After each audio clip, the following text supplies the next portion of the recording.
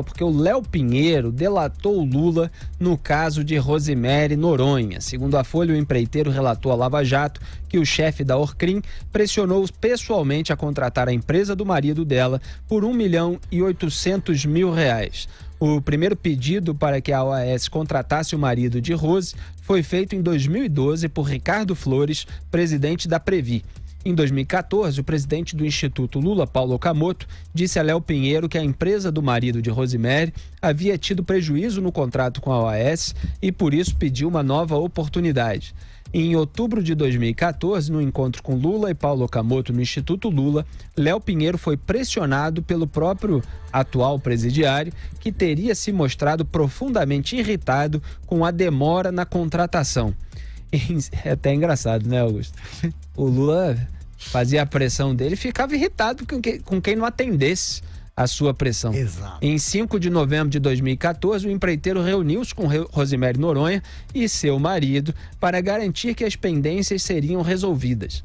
Antes do ano chegar ao fim, a New Talent assinou contratos com a companhia baiana para realizar obras no empreendimento de revitalização da favela do Real Parque, na zona sul da capital paulista, por um valor de R$1.800.000. Paulista eu falo porque eu sou do Rio de Janeiro. Augusto, esse caso é tragicômico, como muitos que envolvem o Lula, porque a Rosemary era considerada, naquele baita eufemismo que foi criado pela imprensa, com muito cuidado para tratar as questões lulistas, amiga íntima do então presidente. Você já viu isso, o sujeito ter uma amiga íntima e fazer pressão para agradar ao marido da amiga íntima? A gente chama em Taquaritinga esse tipo de amiga íntima de amigada mesmo, né? Aqui se chama de amante. Não é codinome não, como no caso da Rose, da Glaze Hoffman. Aqui é amante mesmo. E eu tratei como amante. Ela era a segunda dama, ela viajava com o Lula, porque ela chefiava, sem ter qualificação nenhuma para isso. Ela era secretária de um sindicato, uma coisa assim. O Lula a conheceu num bailão do Sindicato dos Bancários. Foi apresentada pelo José Dirceu, com que ela também teve um caso amoroso, digamos assim. Aí passou para o Lula e ficou amante mesmo, oficial. Ela viajava no avião presidencial, foi mais de quase 20 viagens ao exterior, ninguém sabe para fazer o que, fora o que ela fazia com o Lula. E começou a ficar poderosa e foi nomeada chefe do escritório da Presidência da República em São Paulo, que funcionava aqui num prédio do Banco do Brasil, na Avenida Paulista, e mandava baburro, né? Nomeou alguns dos bebês de Rosemary para as agências reguladoras, né? Montou uma quadrilha doméstica aí, traficava a influência. E eu tô pasmo aqui porque esse caso foi descoberto em 2012. Se eu estiver enganado aí, o Zé Maria vai me corrigir, mas foi em 2012. Numa operação policial que descobriu isso aí, ela foi afastada pela Dilma, porque ela tinha continuado no cargo depois do fim do governo Lula, por ser amante, né? Ele tinha que manter, pelo menos isso aí. A dona Marisa Letícia não ficava sabendo que ela viajava no lugar da primeira dama oficial, porque não saía no Diário Oficial a lista de passageiros, o que é crime.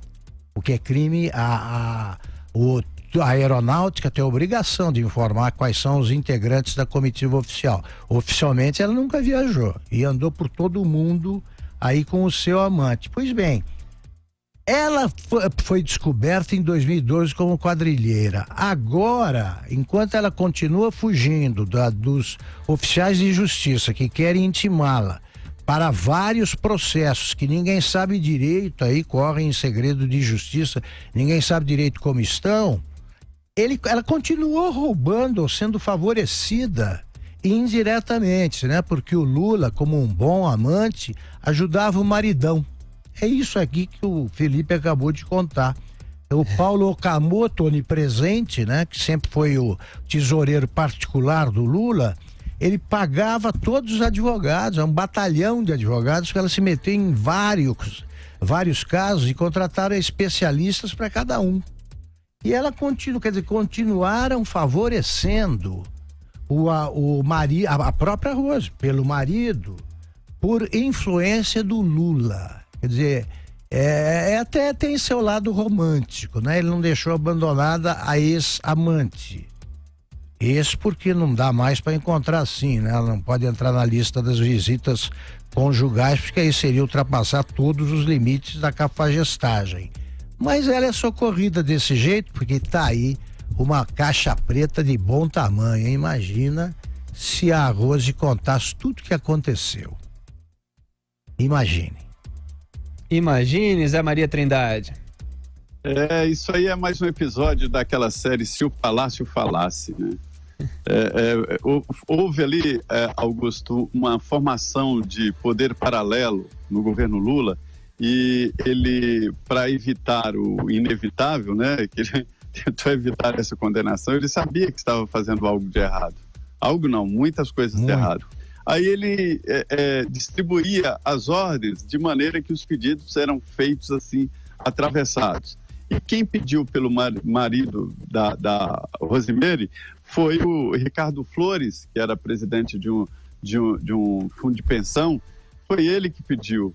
Aí a coisa não fluiu e tal, depois foi preciso o Okamoto e inclusive ali mais próximo de Lula fazer o pedido. E esse aí é o pai. Lembra daquela história, amigo do meu pai? O amigo do meu pai é o Lula. Esse é o pai, o Léo sabe das coisas. E é a delação premiada. Ele já fechou a delação, se não falar a verdade, perde, né? Então ele, dizendo exatamente um dos episódios, era como era feita a corrupção e a distribuição da propina, que muita gente ainda acha que é caixa 2. Isso não é caixa 2. Isso é 2 alguma coisa, mas caixa 2 não é. E o Léo Pinheiro acabou, em depoimento, entre as várias ações dele, ele dizendo que empregava a pedido do Palácio, a pedidos do ex-presidente Lula e de pessoas do poder. Eu, sinceramente, até hoje eu não tenho uma conclusão sobre quem é mais errado nessa história e quem é mais bandido nessa história. Se é o empresário que cerca o Palácio do Planalto de favores e de corrupção para garantir vantagens, ou esses corruptos que roubam voto popular e fazem do Palácio do Planalto um trampolim para se encher de dinheiro com o nome de financiamento de campanha. Aí a gente vê como estava entrelaçado ali o poder público e o poder paralelo dos empreiteiros.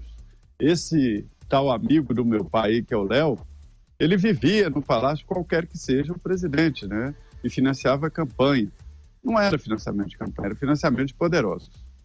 E olha só, para completar as informações que eu dei, um amigo aqui me informa que foram 32 viagens como passageira clandestina no Aerolula da Rose.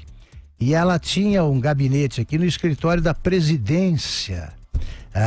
Como chefe do escritório da presidência, ela ocupava uma sala aqui no prédio do Banco do Brasil, na esquina da Avenida Paulista com a Rua Augusta. Não era pouca coisa, não. Tinha um retrato, a peça principal da decoração era um retrato do Lula jogando futebol. Para ter uma ideia do bom gosto, né, da amante. Agora, o Lula jamais deu uma declaração sobre isso, porque nada lhe foi perguntado, jamais. Os jornalistas, como são todos jornalistas de estimação, né, amestrados, eles só falam para o Lula como é que eles se perguntam, como é que ele se sente na cadeia, como é que é ser preso injustamente e tal. Poderiam perguntar alguma coisa da Rose. Pelo menos perguntar se ele tem saudade da Rose. É uma pergunta bonita, de amigo. Mas ela não tem cara de que vai para a fila da prisão lá para ser revistada e fazer visita íntima, não. Ela gosta dos bons momentos, essa é a ideia. Mas, Augusto, o que você pensa? Um sujeito tem lá a mulher como amante. E aí tá fazendo favor pro marido dela. O que é isso? É a contrapartida? É a contrapartida, é clássico, né? Para você amansar. Amansar o marido, você faz um favor e ele finge que não vê. Será que existe ameaça de se trazer a público informações que não seriam do agrado? Esses caras costumam se satisfazer com dinheiro mesmo. Aí não tem problema, eles nem se dão ao trabalho de atender a patroa 2, 3 vezes por semana. Eles se sentem até bem, tem tempo de sobra e gastam o dinheiro que ganham ilegalmente, né? Que coisa impressionante. Eu achava que isso só acontecesse no interior no século passado. Tá aí. É aquele cara que fala, não, eu tenho uma senhora que eu ajudo. É assim a frase deles. É o que o Lula devia dizer em casa. Fazia isso e ele era tão discreto que contam os passageiros dessas viagens, os demais, que era o seguinte: ela ia discretamente, estava lá, não tinha nada a ver, ficava distante no começo da viagem. Durante a noite ela era obrigada, no começo da noite, passava pelo corredor e ia para os aposentos presidenciais para um despacho que durava a madrugada inteira, porque ela não voltava. Então é discreto, Lula, né? Ninguém sabia. Não sei porque me lembrou aquele filme Proposta Indecente, Pronto, Robert Redford, com Demi Moore e o Woody Harrelson. Né? E embora o Redford seja mais justificado. Né? O sujeito oferece $1 milhão para dormir com a mulher do cara e tal. Não sei fazer qualquer comparação aqui com um caso específico, mas a gente fica como especulando. O marido da Rose é até mais barato ali, né? Não tem problema, não precisa ser chegar a $1 milhão. Fala, Zé. Isso me lembra aquela história do cara que chegou e falou assim: olha, para com essa pouca vergonha, dou 15 minutos para vocês acabarem com isso. Isso é uma relação muito estranha. Mas o poder, ele produz algumas, vamos dizer, algumas dificuldades emocionais nas pessoas. De um lado, alguns ficam muito solitários e tal, porque a solidão do poder é uma situação muito complicada. O Gabriel Garcia Marques tratou muito bem disso. O Augusto gosta muito do livro 100 anos de solidão, ele trata muito da solidão do poder, mas por outro lado também ele faz exacerbar facetas ali da personalidade que antes não existiam, que não eram notadas. A pessoa se sente tão importante, se sente tão indispensável, que chega a esse ponto ridículo, né? A essa situação estranha, e para um presidente da República e para um pai de família qualquer. Isso, como Augusto diz, é coisa do século passado. Dou 15 minutos para acabar com isso, é ótimo, hein, Zé Maria? Hoje está tão fácil, não cabe mais esse tipo de relação.